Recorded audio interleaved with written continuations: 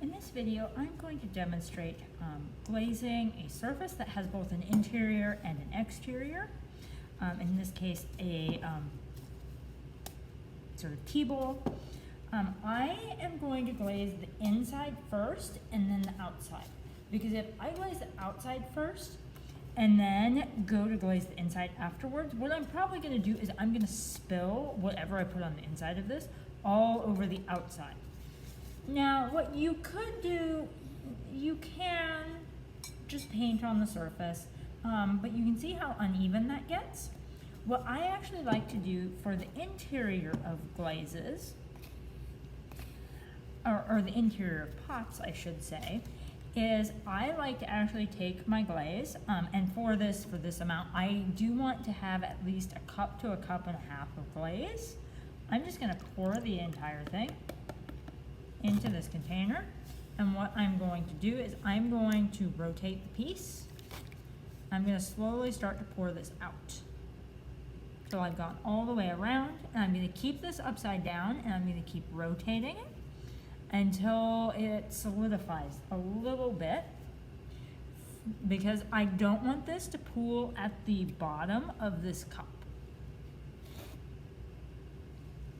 From here, as you can see, I got glaze where I don't want it. I'm just going to wipe that away with a sponge. Now, it may not ever come completely clean depending on what pigment is in your glaze. Iron, as is in this, is particularly notorious for not coming off and staining surfaces. With the glaze I'm going to use on the outside, that's not going to matter too much.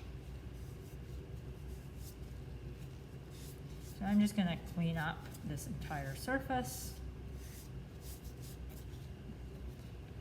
at least as best I can.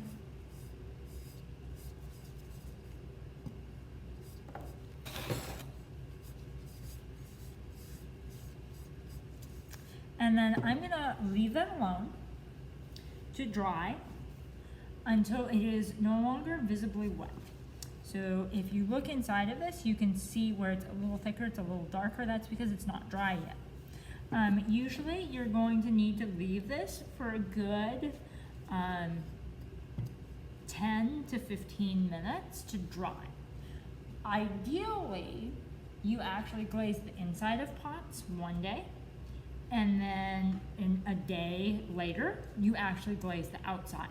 This allows the glaze to fully dry on the inside.